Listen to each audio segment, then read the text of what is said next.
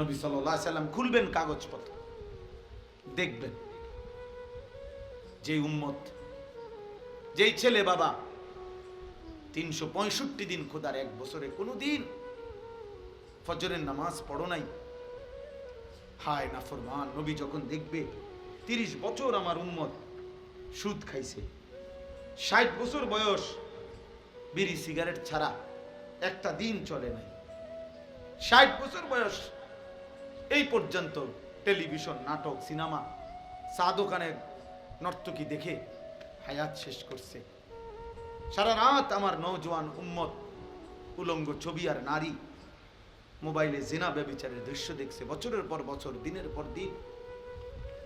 নবী কিছু বলবে না তখন? না, নবী কিছু বলবে না।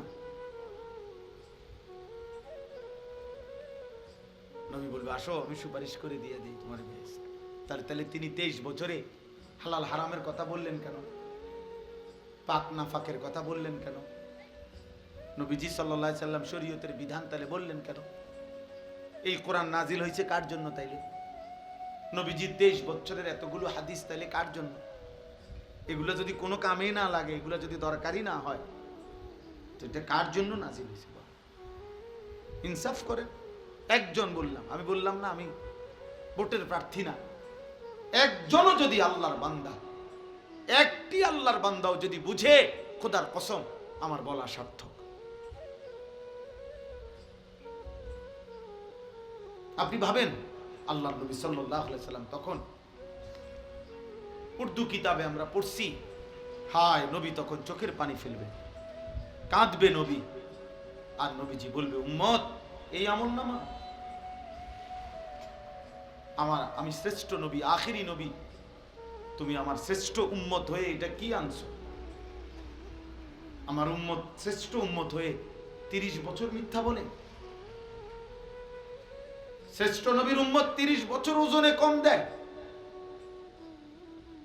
এত বড় নবীর ইমানদার উম্মত হয়ে প্রতিদিন বিড়ি সিগারেট, এত গালি, এত সুদ, এত কিস্তি, এত নারী, এত ছবি, এত নর্তকী, এত বেপর্দা তোমার বিবি, তোমার মেয়ে, তুমি ছিলা ভাইচা উম্মত, তোমার ঘরে তোমার ছেলে এক ওয়াক্ত নামাজ পড়ে নাই, এটা কি নিয়ে আসছো? আমি কেমনে সুপারিশ করব? আমার মতো শ্রেষ্ঠ নবীর এত বড় উঁচু মাথা, সম্মানের মাথা তো তুমি ছোট করে দিলাম। আমি তো যেদিন পৃথিবী থেকে আসছিলাম, আল্লাহর নবী সাল্লাল্লাহু আলাইহি সাল্লাম সেদিনও তো শেষবারের মতো উম্মতকে বলে গেছিলেন আসসালাত আসসালাত, নামাজ ছেড়ো না, নামাজ ছেড়ো। বলে নাই? কথা বলেন না কেন? বলেছেন তো। নবীর সামনে এটা কেমনে পেশ করব? ভাইবেন বাবা, আমনের বুঝ আপনি কইলেন, আমার লাগে চিন্তা না করেন। আপনি মনে করেন আমার চিন্তা অমুকে চিন্তা করলেন না, চা দোয়ানে বসে বসে হুজুরের চিন্তা আপনারা করেন, অমুক হুজুর ওয়াহাবি, অমুক হুজুর নবীর দুশ্মন, অমুক হুজুরের আকীদা ভালো না, বুখারী পড়ায় উনি 50 বছর, উনি নবীজির হাদিস পড়ায় আজকে 30 বছর, উনার আকীদা ভালো না। আর আপনার এই চা দোয়ানে বই না আকীদা, আপনি বই বই বিড়ি খান আর টেলিভিশনে নর্তকী দেখেন আর গপ মারেন আর কথায় কথায় গালিগালাজ করেন। আপনার আকীদা ভালো, আলহামদুলিল্লাহ, আপনার আকীদা থাক, আপনি নবীর আশেক, মাশাআল্লাহ, চলেন, অসুবিধা নেই। বাতে তো খান আর কি, তা আমরাও বাতে খাই, চিড়া খাই না, চিড়া খাই না বাপ, এত চালাক মনে করেন? 2 ফুটলা বিরিয়ানির নাম আশিকে রসুল না, 2 প্লেট খিচুড়ির নাম আশিকে রসুল, আর এমনি ডোলন আর গজল গাউন, এতটুকুই নবীর 23 বছরের মেহনত না? 23 বছরের পরতে পরতে তায়েফের রক্ত মিশে আছে, উহুদের দান দান শহীদ করা খুন আছে, সারা রাত জেগে থেকে চোখের পানি আছে, 2টা পাথর বাঁধা ক্ষুধার কষ্ট আছে নবীর 23 বছরের ভিতরে, আছে না? কথা বলেন না? তো এগুলো কি? এর বিনিময়ে কি? কেন তিনি তায়েফে এত রক্ত ঝরালেন? কেন তিনি উহুদের দান শহীদ করে রক্তমাখা দেহে বেহুশ হয়ে ঘন্টার পর ঘন্টা পড়েছিলেন? আপনার এই তামসা করার জন্য? বলেন। আল্লাহ আমাদেরকে হেফাজত করে। এজন্য বললাম, ওই জাহান্নামী তখন আযাবে অস্থির হইয়া, তখন জাহান্নামের যেই ফেরেশতা, প্রধান ফেরেশতা, জাহান্নামের প্রধান ফেরেশতা দায়িত্বশীল, ওনার নাম হচ্ছে মালিক, আর জান্নাতের প্রধান ফেরেশতার নাম হলো রিদওয়ান। তো এই মালিক ফেরেশতাকে জাহান্নামী আযাবে অতিষ্ঠ হইয়া, আগুনে অতিষ্ঠ হয়ে ডাক দিবে। কোরআন শরীফে আছে, ওয়া নাদাউ ইয়া মালিকু, জাহান্নামীরা ডাকবে, হে মালিক। মালিক কে? ওই ফেরেশতা আর কি। বুঝেন নাই কথাটা? কোন ফেরেশতা? জাহান্নামের দায়িত্বশীল যেই কি ফেরেশতা, উনি, ওনাকে বলবে, ইয়া মালিকু, এই মালিক ফেরেশতা ভাই এদিকে আয়, লিয়াকদি আলাইনা রাব্বুক। এই জাহান্নামী বলবে, ফেরেশতা আল্লাহর দোহাই তোকে বলি, তুমি তোমার রব, তোমার আল্লাহকে বলো না আমারে মৃত্যু দিয়ে শেষ করে দিতে, আমি আর পারছি না রে ভাই, আর পারছি। জাহান্নামী আযাবের কারণে এইটা ভুলে যাবে যে এই রব যে তারও রব, তারও যে মালিক, এটাই হে ভুলে গেছে। হে বলতেছে ফেরেশতারে, ফেরেশতা ভাই তোমার রব, ওনারে কও না আমারে মৃত্যু দিয়া দিতে, আমি যে আর পারছি না রে ভাই।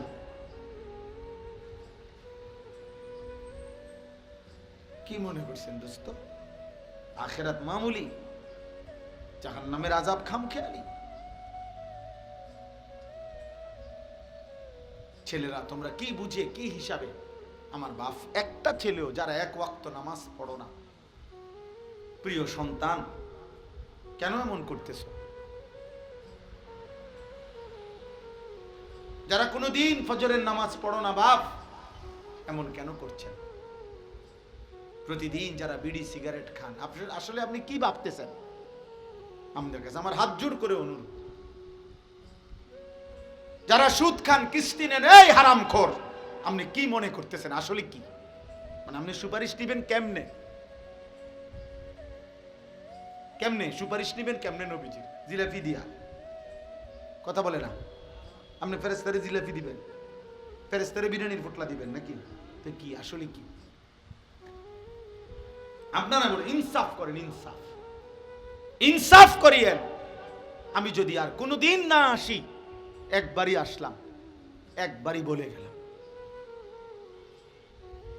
ধাক্কা ধাক্কি মূল মাকসাদ না, কারোর সাথে ঠেলাঠেলি করা মূল মাকসাদ না। আমরা সবাই কবরেই চলে যাব বাপ।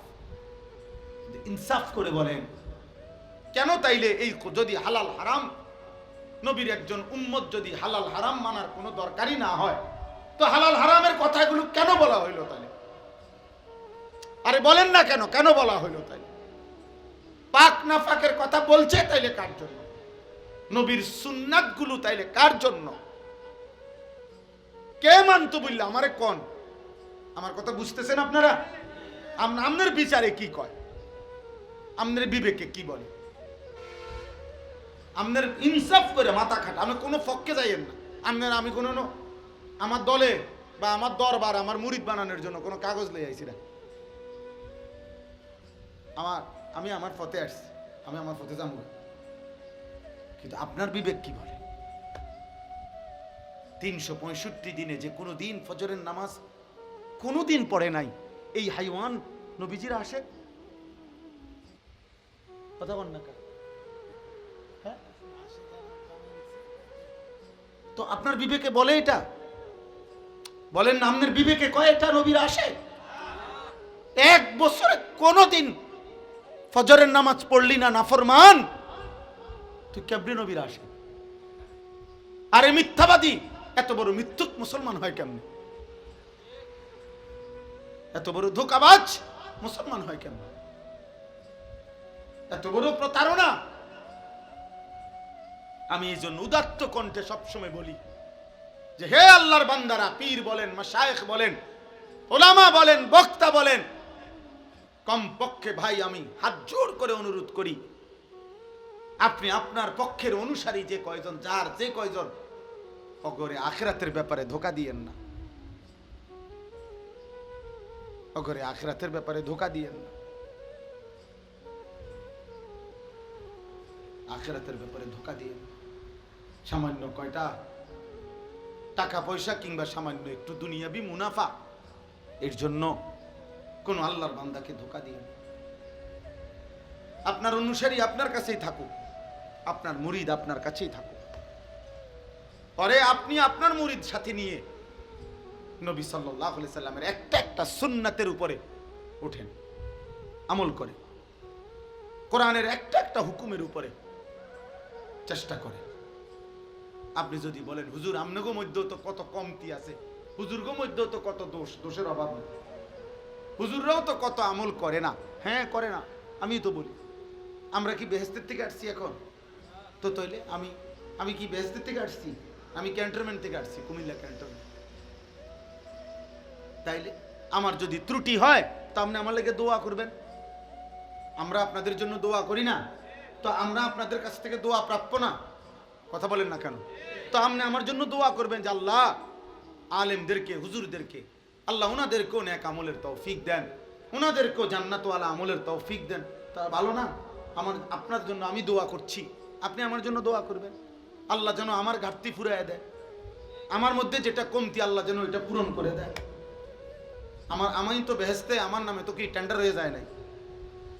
আমাকে হিসাব দিতে হবে কিনা, আপনাকে দিতে হবে কিনা, একই মাঠে কিনা, কথা বলেন না, এক জায়গায় কিনা, একই মালিকের সামনে কিনা। তাহলে এজন্য খুব সাবধান ছেলেরা, তোমাদেরকেও বলি, আল মুমিন, রাসূল বলছেন সাল্লাল্লাহু আলাইহি সাল্লাম, মুমিন কাউকে ধোঁকা দেয় না, আবার মুমিন ধোঁকাও খায় না। লা ইয়াখদাউ ওয়ালা ইউখদা, পরিষ্কার হাদিস। নবীজি সাল্লাল্লাহু আলাইহি সাল্লাম বলছেন মুমিন কাউকে ধোঁকা দেয় না, আবার মুমিন এত বেকুবও না যে তারে ধোঁকা দিয়ে লাইব, এমন না।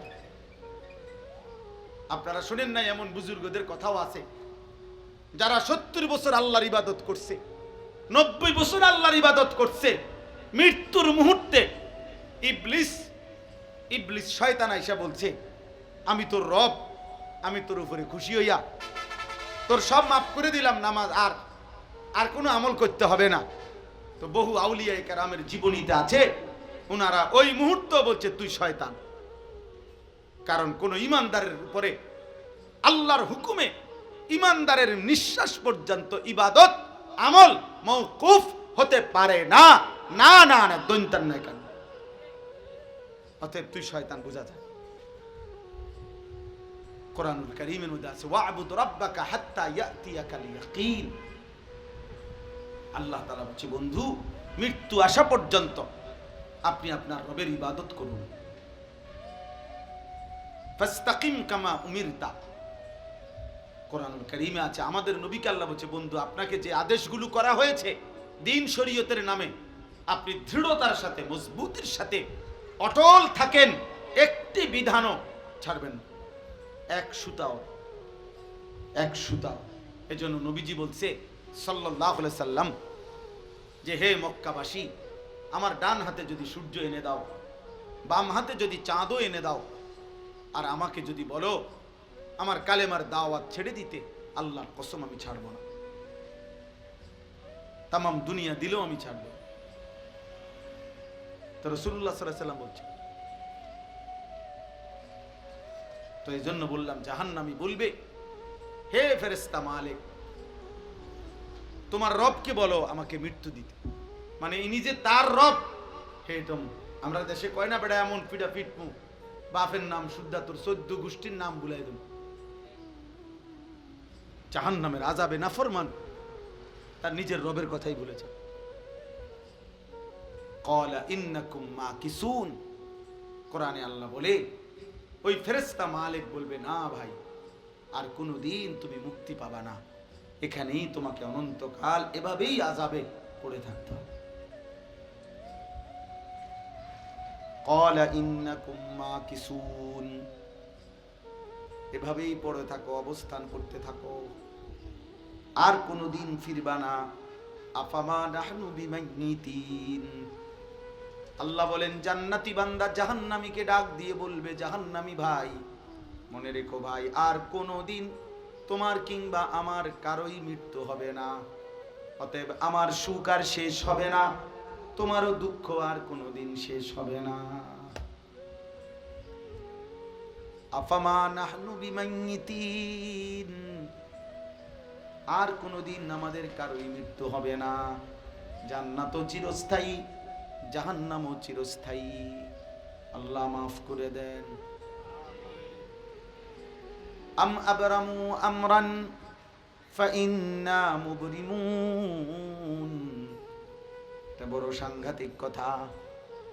এই কথার শেষ কথা আল্লাহ বলছেন, আমার নাফরমান বান্দা, প্রতিটা নাফরমানের বিনিময়ে, আমার প্রতিটা গুনাহের অবাধ্যতার বিনিময়ে আমি আল্লাহ তোকে যেই শাস্তি দেব, সেই শাস্তি কিন্তু বান্দা আমি রেডি করে রেখেছি। তুই নাফরমান, আমি আল্লাহর আযাব থেকে বাঁচবি কেমনে বান্দা, তোমারটা তুমি রেডি করো। আম আবরামু আমরান। আল্লাহ বলছে তোমরা তোমাদের বেঁচে থাকার ব্যবস্থা তৈরি করো, আমি কিন্তু আমার শাস্তি রেডি করে রাখছি। বুঝলেন? আপনার লোক আছে না, আল্লাহর আযাব থেকে বাঁচার জন্য আপনার লোক আছে না, মেম্বার চেয়ারম্যান আছে না, আপনি টাকা পয়সা খরচ করবেন, লোক জনবল খবর দিবেন। আল্লাহ আমাদেরকে হেফাজত করেন। অতএব আমি আপনাদের কাছে বললাম, একজন মুমিন, একজন মুসলমান সর্বদাই ইবাদত আমলের মধ্যে লেগে থাকা, গুনাহ থেকে বাঁচার প্রাণান্তকর চেষ্টা করা, এটাই নবীর ভালোবাসা, এটাই আল্লাহর ভালোবাসা, এটাই ধর্মের ইসলামের ভালোবাসা, এটাই কোরআনের ভালোবাসা, এটাই জান্নাতের ভালোবাসা, এটাই জাহান্নাম থেকে বাঁচার চেষ্টা। শর্টকাট কোনো বুদ্ধি নাই, বা আসলেই নাই। বোকামি করেন, মসজিদে টাকা 30,000 দিছেন, আপনি বেহেশতে যাইবেন গা, 4টা ফ্যান দিছেন 3-4-12,000, এই তো জান্নাত তো নাকি? হ্যাঁ, কি মনে হয়? কেউ যদি 100 কোটি টাকাও দান করে, তো দান সাদাকা, আপনি যে কোনো আলেমকে জিজ্ঞাসা করেন, এটা তো ইসলামী শরীয়তের একটি আমল, কথা বোঝেন নাই? দান সাদাকা এটা পুরা ইসলাম নাকি ইসলামের একটি আমল?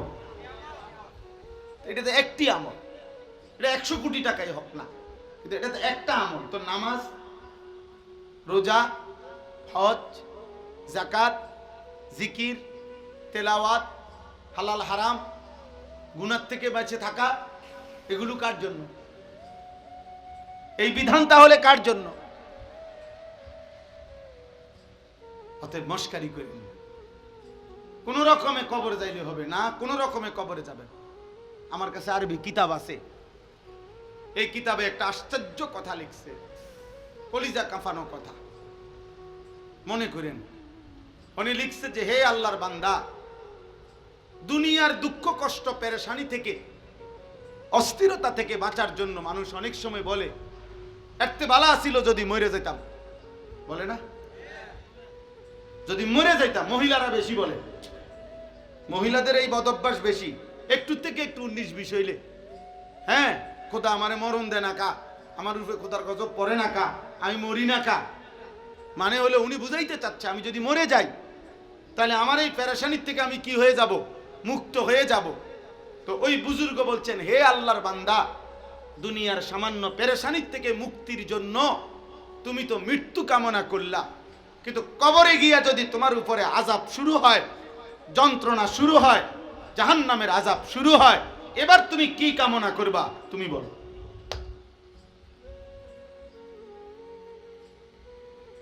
বুঝেন নাই কথা? এবার কি চাইবেন? এখন কি বলবেন? এখন কি বলবেন? এখন বলবেন যে এবার যদি দুনিয়া আবার আসতে পারতাম নাকি, আপনি বুঝিয়ে না আপ ডাউন করবেন। কবর থেকে আবার আসা যায় তো? আখেরাত থেকে আবার আসা যায় তো? তাহলে দুনিয়ার সামান্য পেরেশানি যদি এমন লাগে যে কথায় কথায় আমরা বলতেছি এতে মরে গেলে ভালো ছিল, তো কবরের আযাবের পেরেশানি কেমন হবে, জাহান্নামের পেরেশানি কেমন হবে?